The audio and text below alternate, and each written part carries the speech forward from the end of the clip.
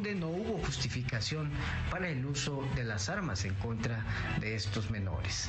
Exigieron al gobernador Cuitlavo García Jiménez que cumpla su palabra, pues en una declaración de noviembre de 2021 mencionó que se haría justicia a los menores, donde señalaba que se trataba de un daño colateral. En esa ocasión, el mandatario estatal aseguró que la Fiscalía investigaría el hecho y se llevaría a los responsables ante la justicia. Sin embargo, después de 2 años de este crimen, las autoridades no han dado resultados favorables. Por tal motivo, los activistas hicieron un llamado a la Comisión Estatal de Derechos Humanos, a las organizaciones civiles y defensoras de derechos humanos, a que se pronuncien, se organicen y brinden su apoyo a las familias de Amatlán en esta exigencia de justicia y verdad. Este es el reporte desde Veracruz, Sergio y Lupita. Excelente día, un abrazo. Pues ahí nuestro recorrido por la República Mexicana con información relevante. Bueno, y la senadora Xóchitl Gálvez pues se ha convertido en los últimos días en una especie de rockstar de la política, hay que decirlo.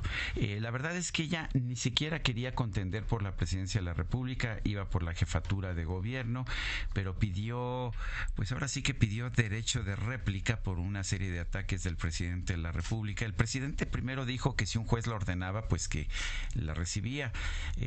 Un juez lo ordenó, pero se presentó Xóchitl Gálvez, llegó en su bicicleta, tocó a la puerta de Palacio y pues se ve que no había nadie para abrir porque no le abrieron la puerta. Lo curioso del caso es lo que ha pasado en estos últimos días, que Xóchitl Gálvez ha tenido pues, realmente un brinco muy importante en la carrera, ahora sí por la presidencia de la República. Aparece ya como primer lugar en la oposición en distintas encuestas. Siempre es un gusto platicar con Xóchitl Gálvez, senadora por el Partido Acción Nacional. Xóchitl, ¿quién te inventó? Porque ahora te están inventando muchos papás. Yo te conocí de chavita. Te conocí, ya me dijiste que no fue 99, fue en el año 2000 en el Foro Económico Mundial de Davos, al que llegaste porque como muy joven iniciaste una empresa de alta tecnología que tuvo mucho éxito. Cuéntanos de eso. Pues así es. Ahora que todo el mundo me adjudica los Concamín, los Concanaco, los Coparmex, a Fox, en fin, a diferentes personajes. La verdad de las cosas, Sergio, es que yo después de ser ingeniera decidí dedicarme al tema tecnológico y pues me dediqué un poco al tema de robótica, de inteligencia artificial, que en ese entonces era algo totalmente innovador, a los edificios inteligentes. Y al mismo tiempo decidí poner una fundación para ayudar a niños indígenas que sufrían desnutrición en diferentes regiones. Yo ahí conocí al Padre Gallo en la Tarahumara, mandábamos muchos alimentos. Conocí también a San Lucas Camotlán, que no tenía acceso terrestre. Hoy el presidente habla de que se están pavimentando los accesos terrestres. A mí me tocó aperturar muchas carreteras a cabeceras municipales que ni siquiera llegabas con terracería. San Juan Petlapa, por ejemplo, aperturar la Tlapa Marquelia, que es una carretera súper importante, la Ruiz Zacatecas, que conectó a los Cores Huicholes. Entonces, yo llegué antes de que llegara al gabinete, por eso llegué al gabinete, porque en Davos me dieron el premio entre una de las 100 líderes. Y Vicente Fox le llamó la atención esto, y además Vicente Fox me dijo que tú habías sido recomendada por los headhunters, por los cazatalentos. Tú no conocías a Vicente Fox. No voté por él. No voté por él. Yo tampoco, Yo voté por Gilberto Rincón. Yo también voté por Gilberto Rincón Gallardo. A mí me conmovió muchísimo el debate, esta anécdota de Gilberto de cómo se amarraba las agujetas porque su mamá lo obligaba, y yo la verdad es que ahí sentí mucha empatía por él. Sí. Y para los que no recuerdan, él tenía una discapacidad. Sí. Tenía una discapacidad, y de hecho después, ya que entro al gabinete, que Fox me convence de entrar al gabinete, lo conozco en Durban, él fue a impulsar el tema de discapacidad y yo fui a impulsar el tema de los pueblos indígenas. Me hice comisionada nacional para el desarrollo de los pueblos indígenas, y ahí se instituyó el fondo de infraestructura más importante en los últimos años del país, que actualmente este gobierno lo quitó. ¿En qué consistió este fondo? De que hubiera recursos para electrificar comunidades. Electrificamos a 2 millones. Y digo electrificamos porque Oaxaca estaba iluminada, pero no estaba electrificada. Tuvimos que construir 14 subestaciones en Oaxaca para poder llevar electricidad a las comunidades indígenas. Cuando dices electrificamos, ¿fuiste tú en conjunto con quién? ¿También con el presidente Andrés Manuel López Obrador? En ese momento Andrés era, el actual presidente, era jefe de gobierno. Y me llamó un día por el teléfono rojo para pedirme que metiera dentro de la electrificación varias comunidades de la Chontalpa, en Tabasco. Le dedicamos en ese entonces como 60 millones de pesos. Él me hizo la petición en calidad de jefe de gobierno, pero me pareció importante hacerlo, porque realmente como no pagaban la luz en Tabasco en ese entonces, la CFE había abandonado a muchas comunidades de Tabasco y no metía redes eléctricas nuevas. Sí. O sea que el presidente sí te conoce, sí sabe de dónde vienes, sí sabe cómo trabajas. De hecho, lo recibí en mi tierra, en el Valle del Mezquital, cuando era candidato en 2006, bajo el regaño de Fox, porque me dijo que qué hacía ahí. Pero bueno, finalmente allá habíamos decidido escuchar a todos los candidatos y eso es como algo muy plural en las comunidades de mi tierra. El presidente me conoce, de hecho me invitó a ser parte de su movimiento en el 2017 a través de Claudia y de su hijo, y en ese entonces yo decidí no aceptar. Entonces la verdad es que sí sabe quién soy, sí sabe que no soy de la oligarquía. Y bueno, el status quo de los partidos también les soy un poco incómoda, porque hago cosas también no muy cómodas. He visto, siempre puedes medir qué tan importante es una candidatura por los ataques que se reciben. He visto algunos ataques misóginos, racistas. Me sorprende ver caricaturas del Fisgón o del Monero Hernández, pues que podrían ser consideradas fascistas, abiertamente fascistas. Por ejemplo, la caricatura del Fisgón en que te presenta como una indígena apache con una pluma y hablando en un idioma de Apache Hollywood. ¿Qué piensas de ese tipo de ataques? Pues que el Fisgón no entiende, cuando habla que mis abuelos eran campesinos y no indígenas, que en México a los indígenas se les negó en el México postrevolucionario, no aparecieron en la Constitución, se les quiso confundir con campesinos pobres.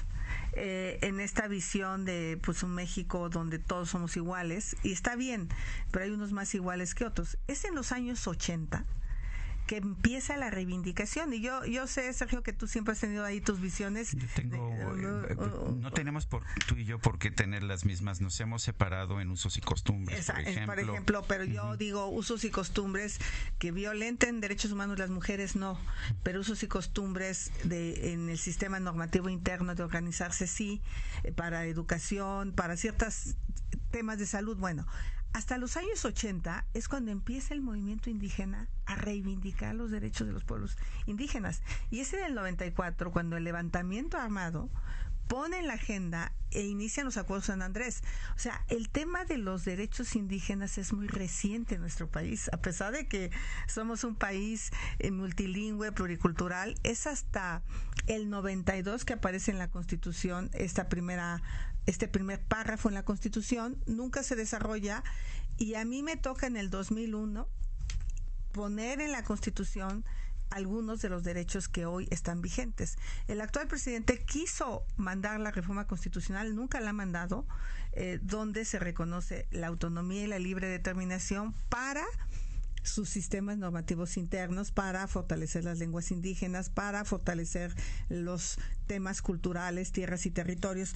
Y ahí el Fisgón pues decide que como yo soy hija de mamá mestiza y de papá indígena, porque mis abuelos eran hablantes de la lengua ñañú, ya murieron mis abuelos, yo no tengo por qué optar por la raíz de mi padre, ¿no? Yo tendría que haber optado por la raíz mestiza.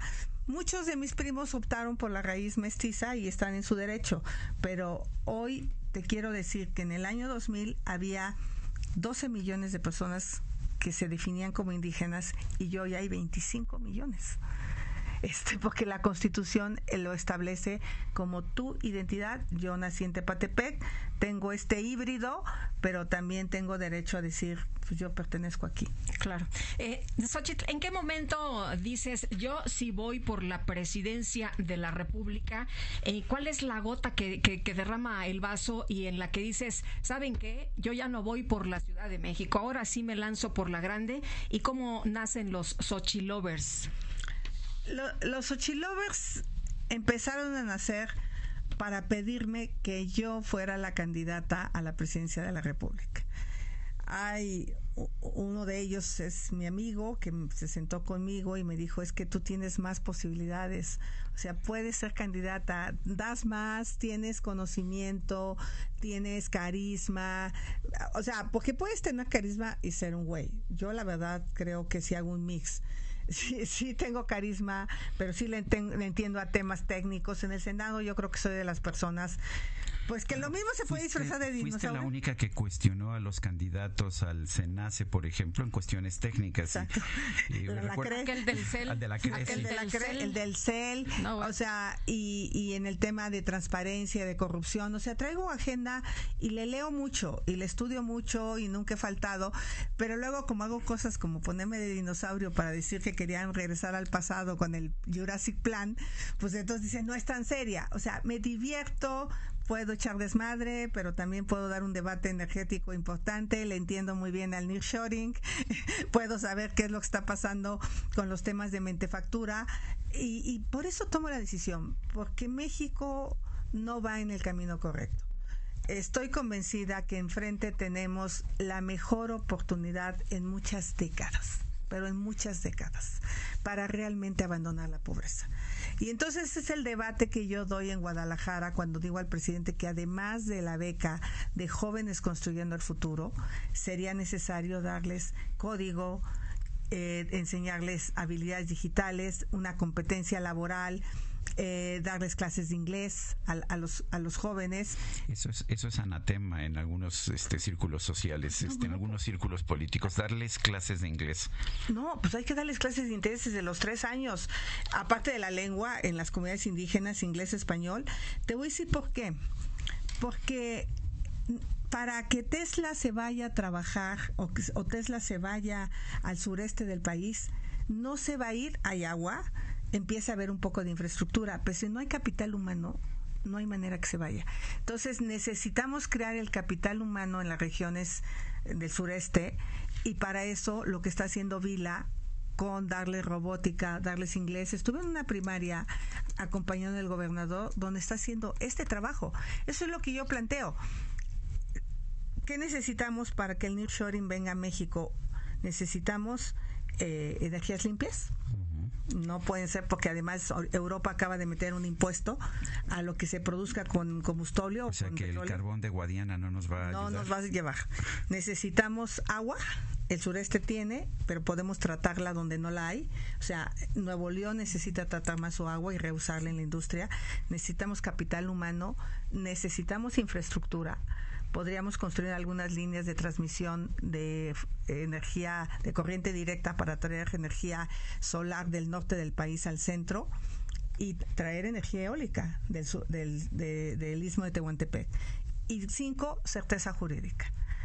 Estoy convencida que si hacemos Hey, Lily says AT&T is giving everyone their best deals. Minus the air quotes. Best deals. No need to wink. Others say they give everyone a deal, but not everyone gets the best deal. Told you, the best deals are for everyone here, with a choice of plans. You were right. Is she always right? Always. At AT&T, we give everyone our best deals on every smartphone.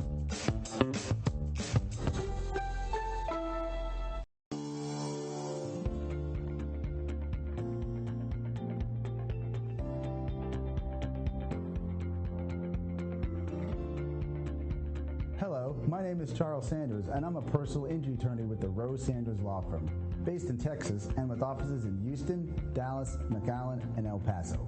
We assist individuals throughout the entire state who have suffered harm due to the negligence of another person. With my experience as an insurance adjuster, I understand and I know exactly how to counter the strategies employed by insurance companies, and I'm bringing this knowledge to you. We handle a wide variety of situations ranging from car accidents to defamation and unsafe property conditions. We are here to provide support and legal representation at no cost to you. Call us today at 713-221-3773.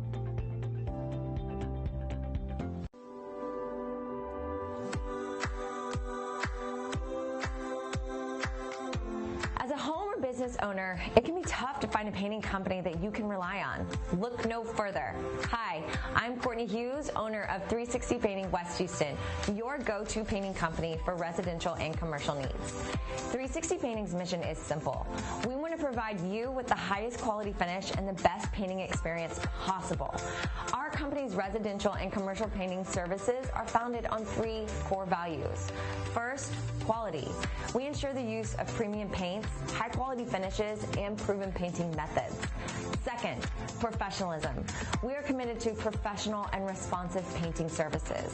We coordinate and plan projects around your schedule and will treat your property with the utmost respect. And lastly, customer service. Your satisfaction is our #1 priority. So before laying a single brushstroke, we will make sure that we understand your vision for your home or office, and we'll do all that we can to paint that vision into reality. We strive to complete every project to your specifications, and we ensure professional, accountable, and reliable service from the first brushstroke to the last. So the next time that you need your home or business painted, give us a call for your free estimate at 713-829-1581.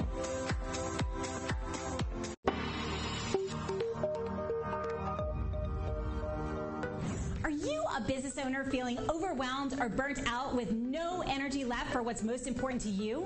In order to effectively run your business and maximize your profits, you have got to be the best possible you that you can be.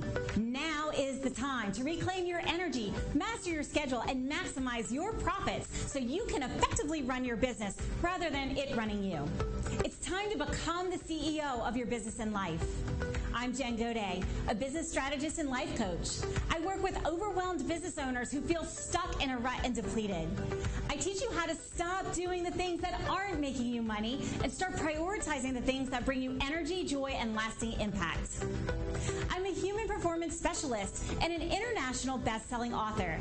I've helped countless people all over the world to learn the art of saying no, overcome their fear, and maximize their performance. Let's get you to live your best possible reality.